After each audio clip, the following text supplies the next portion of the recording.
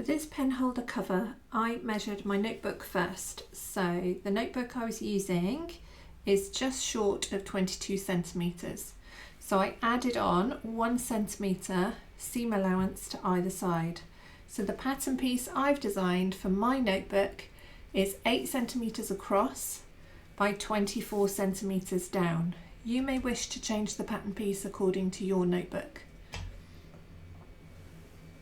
If you're using my pattern piece, when you print it out, do make sure that you've measured the test square to make sure that all of the measurements are correct. When I printed mine, I needed to select print to paper. As you can see on my pattern piece, it explains exactly what you need to cut. So we need to cut 3 pieces of fabric. The first one is the main body or the front of your pen holder. So that's this one in yellow on my example. You also need one for the main body at the back. So again, I use my yellow fabric and that piece is at the back. And then you also need to cut one more for the pocket.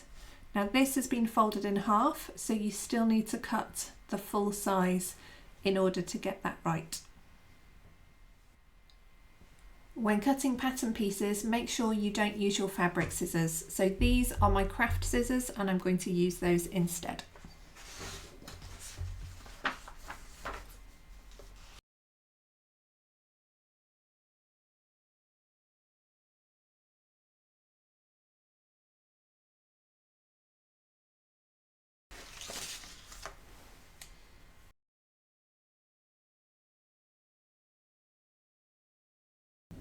This pen holder design was designed to go on an A5 notebook. I have a pattern for the notebook cover itself, which you're welcome to access underneath this video. You also can access the pattern piece and the instructions for the pen holder underneath as well.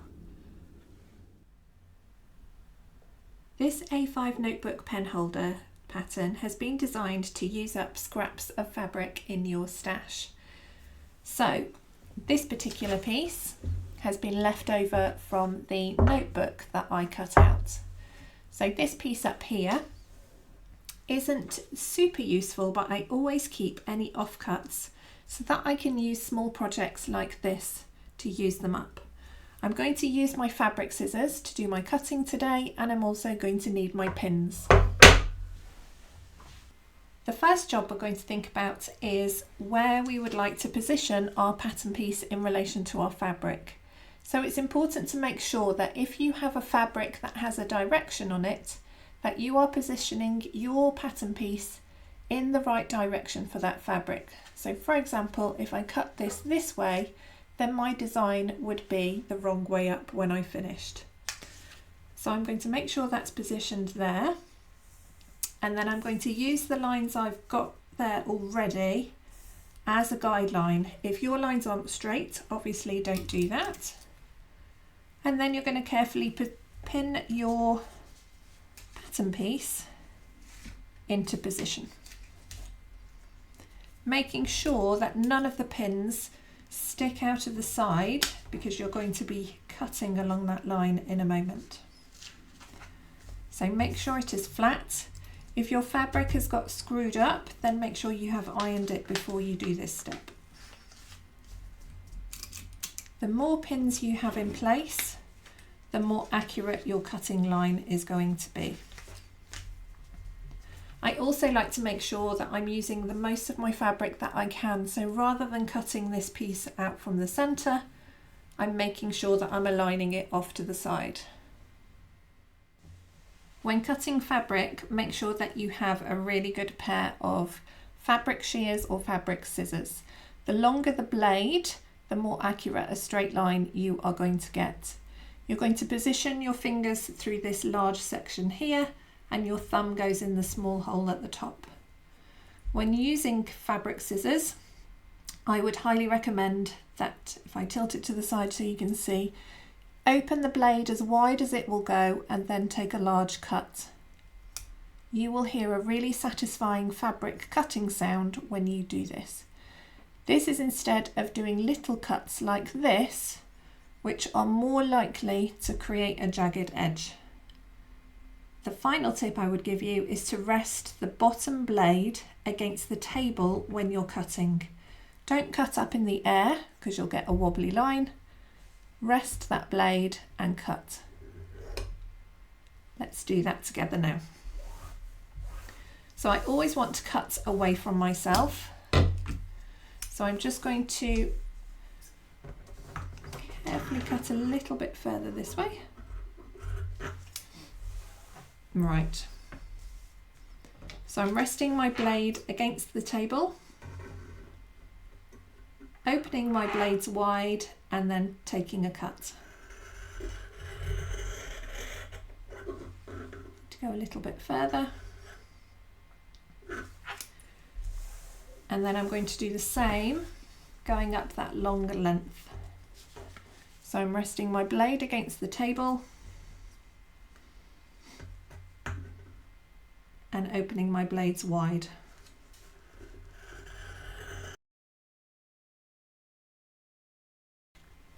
So you can either cut those pieces individually, or if you would like to cut 2 at a time, if your fabric shears are nice and sharp, you'll probably be able to cut 2 or even 3 layers at a time.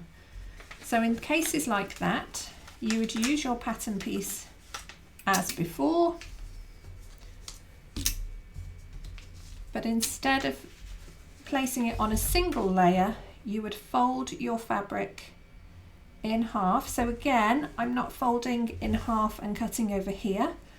I'm just folding over enough to fit that pattern piece in place. I'm going to move it away from that folded edge just because I'm going to need 2 separate pieces, but that would work perfectly. You would pin it down, cut around the 4 edges, and you would have 2 cuts exactly the same size. So make sure when you are using your scraps, you are cutting 3 of these pattern pieces. 1 for the main body at the front, 1 for the main body at the back, and another one for the pockets.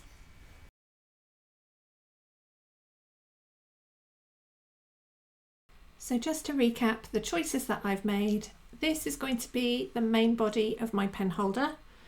I'm going to use this as a pocket on the front, and I will have 1 piece for the back. To make your pocket piece, you need to fold your fabric in half widthways. So the fold will go across the short length. So in this case, this particular fabric that I'm using for a pocket is the same front and back. So I can just fold it down easily, making sure that those 2 raw edges at the bottom match up, and then I will give that a press. However, if I was going to use my patterned fabric, I need to make sure I get it the right way out. So if you're using your patterned fabric as your pocket, you need to turn your fabric over so that it is right side down. So we're looking at the back of your fabric, the wrong side, and then you're going to fold your fabric over. So you're doing exactly the same, but make sure that the nice sides of your fabric are on the outside. So I'm just going to give this piece of fabric a press along that folded edge. So keep your fingers away from the iron itself and just give it a quick press. And your pocket is done.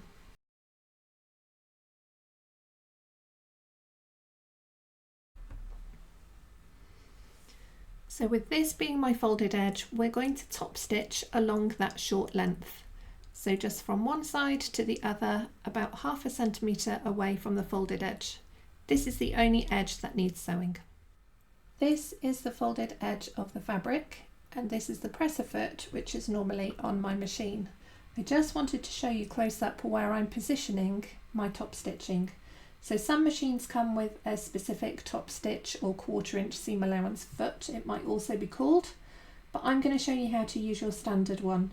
So when I'm sewing, I would usually leave a slight gap down the side of the edge of the fabric. When teaching children, I quite ask them to follow the edge of the fabric with their presser foot instead. However, because we want our needle to be even closer to the fabric, I'm actually going to edge this over again. So this time On my foot, I have a kind of metal section and a plastic section. I'm going to follow the line of where those two different materials meet. So I'm going to be sliding it along that line instead. So I don't want a wide stitch, I just want a very narrow seam allowance, about 0.5 centimetres from the edge or 1/4 of an inch. Here is my folded edge. I'm going to trap my fabric. I'm not going to reverse stitch at either end this time because I just need the top stitching done. I will be trapping both ends into the sewing later on, so I don't need to worry about securing those stitches. So just sew.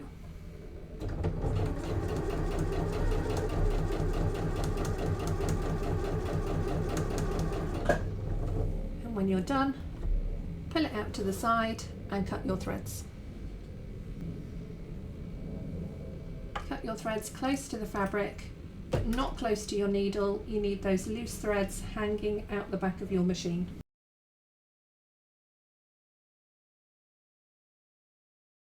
We're now going to assemble the bookmark. So remember, for my design this time, I'm going to use this as my background. This is my pocket, and this is actually the piece that goes at the back. So I'm going to line up my pocket. Top stitching is at the top there. I'm going to line that up with the main body of my pen holder. So those two side edges and the bottom raw edge need to be lined up as best as possible. And that top stitched folded edge is now halfway down your main body.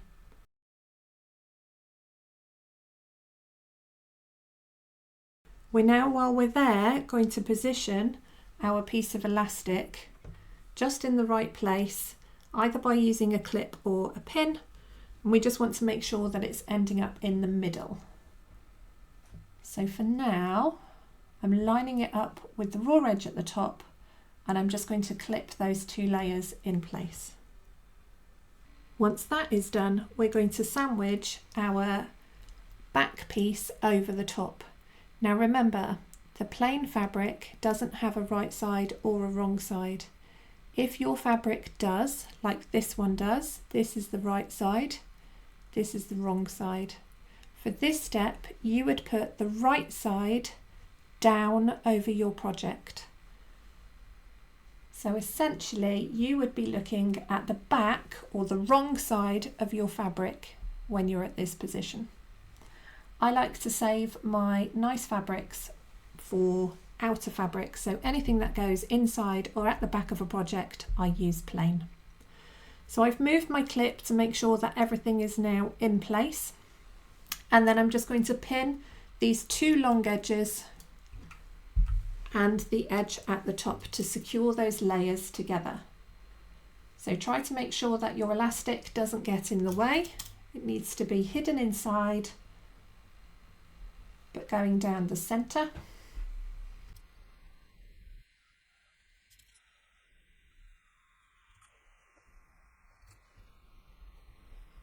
And then for ease at the sewing machine, I'm going to change my clip for a pin, because I can get closer to that area when there is no clip there. So just to recap, you're pinning the two long edges and the short edge at the top. At the moment, your pocket is hidden inside on this lower half. When we go to the machine, we're going to start at the bottom corner. We're going to sew up the long edge, across the top, down the other side, and stop. This must be left open to turn it through.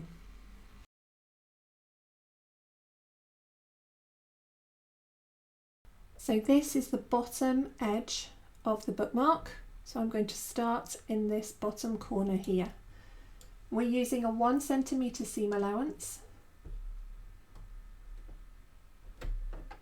So for me, that means my fabric sticks ever so slightly out to the side. I'm going to take a few reverse stitches and then start sewing up to the corner. So for me, I press and hold down my reverse button. You might have a lever on your machine that you press and hold down to go backwards. So a couple of stitches to reverse towards my edge and then start sewing.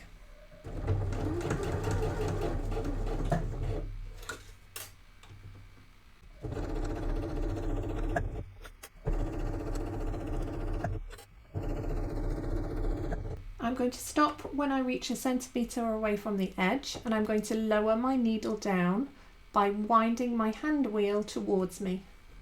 So if you watch my needle, it lowers down into the fabric. We're going to pivot on one spot to make sure our sewing is nice and tidy.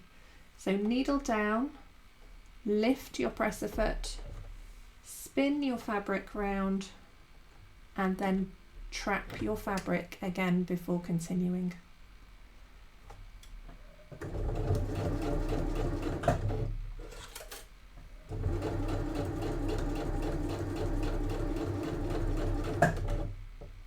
So I've reached the corner. I need to make sure to lower my needle. So I'm winding the wheel towards me, needle down, lift, spin, trap, and go.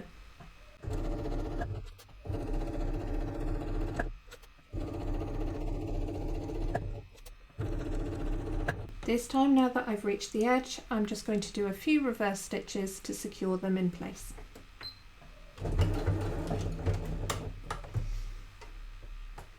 Lift your presser foot, pull your project out to the side, and then snip your threads, making sure to replace those loose ends underneath your presser foot and out the back, ready for the next set of sewing.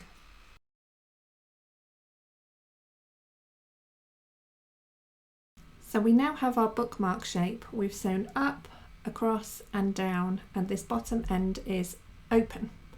Next we need to trim down our fabric to make sure that we can turn it through the right way without all of this excess fabric having to squeeze into this tiny corner. I'm going to use my fabric scissors to cut firstly the 2 top corners, not these ones down here, just the ones at the top.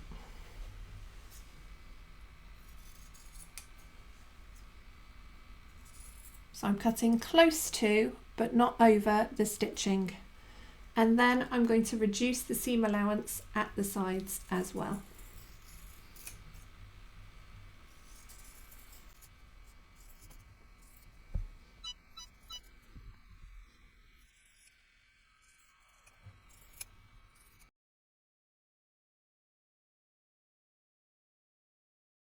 Now it's time to turn your bookmark the right way out. So I tend to use the elastic to help me.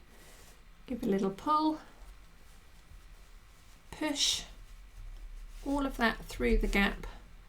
Use that elastic to pull it out. Pay attention to these top corners. Give it a little wiggle to get those corners out as best as possible.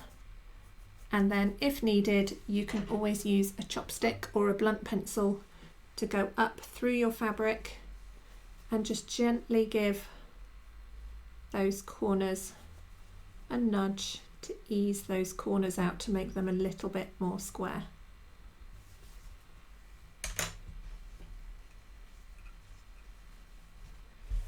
Once done, you're going to give your pen holder a good press with your iron. So to keep the seams at the side, I kind of roll it between my fingers with the ironing board underneath, and then I just give it a little finger press to start with, so that when I go with my iron, I can keep my fingers away from the hot plate.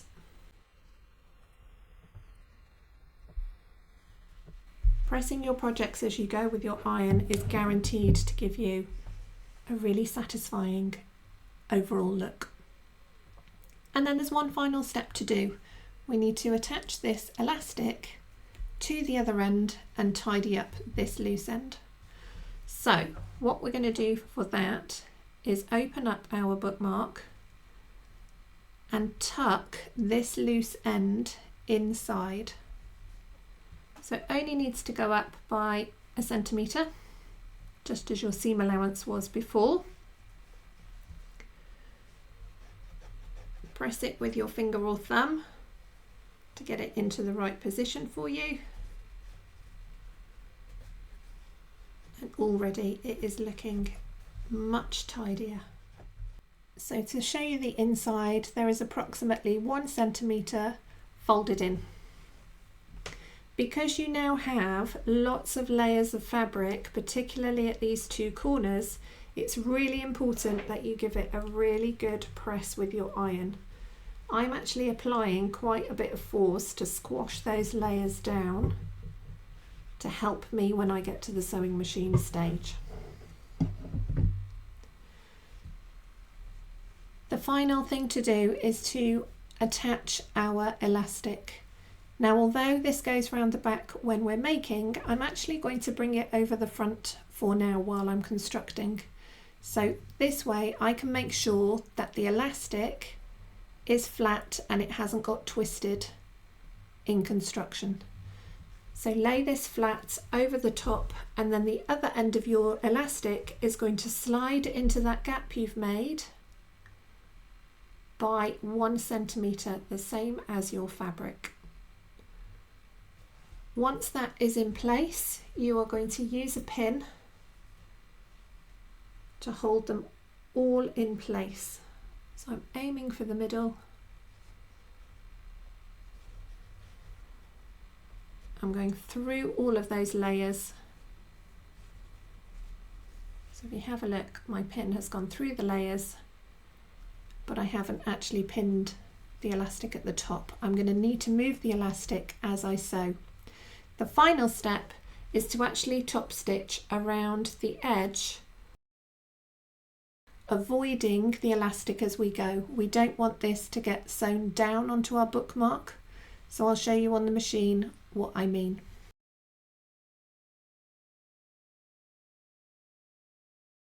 So here is my project. I've got the yellow pocket, the pin at the bottom, and the main body of the pen holder up at this end.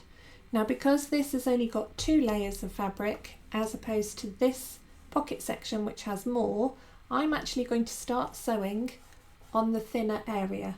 So I'm going to position my bookmark under my machine, and then just as I did before with the top stitching, I'm going in slightly from the edge of my presser foot. So the edge of my presser foot is here, and I've gone in by 1/2 centimetre or 1/4 of an inch.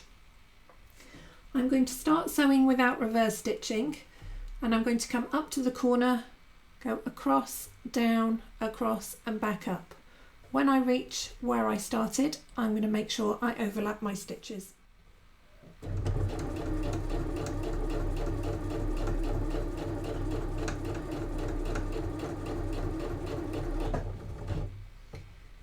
So when I'm 1/2 centimetre away from the edge, I'm going to use my hand wheel, wind it towards me and drop that needle down. I'm going to then lift, spin and trap my fabric again. Before I continue, remember I said we need to move this elastic out of the way. We don't want to sew over the top of it.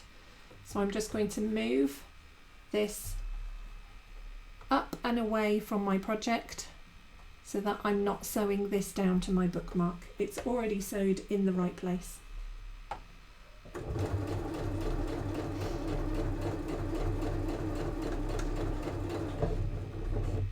So again, lower your needle, lift, spin, trap and go. Keep this elastic out to the side.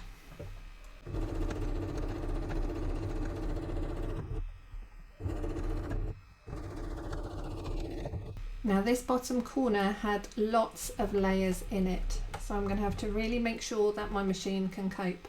Put my needle down, I'm going to lift, spin and trap my fabric. Now if you have a machine that's not quite as powerful, you may find that this needle kind of gets stuck in the corner. If that's the case, you may need to manually wind your hand wheel towards you to get your stitches to go, and you might need to encourage your project to move backwards. Once you've moved away from that corner, you will be fine.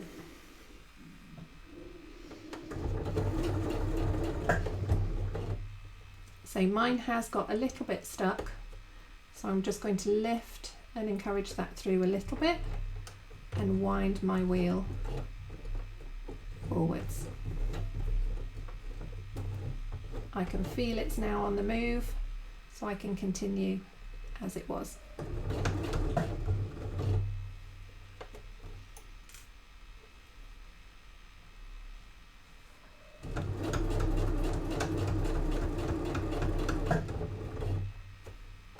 Needle down at the corner, lift, spin, trap and go. Again, keep that elastic out of the way. If it's struggling to get away from the corner, use your hand wheel to get you through. And if you need to lift and juggle your fabric a little bit, then do. You'll find that your machine eventually finds its way.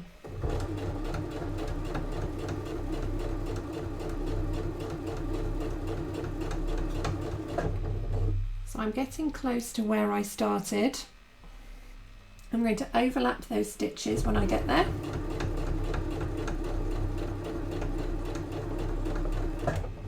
And then I need to reverse. My reverse button is here. I press and hold it to go back. You may need to push down a lever. A couple of back stitches and you are secure. Lift and remove your project and then cut your loose ends front and back. You now have a pen holder that perfectly fits 2 or 3 pens that you can wrap around your notebook cover. I designed this to go with my A5 notebook cover instructions. You can get access to those on my website. But just to show you, you would slide your project over the top and there you go. Think about your colourways. You've got lots of different choices. On this one, I reversed the colours. It's amazing what you can do with a scrap of fabric.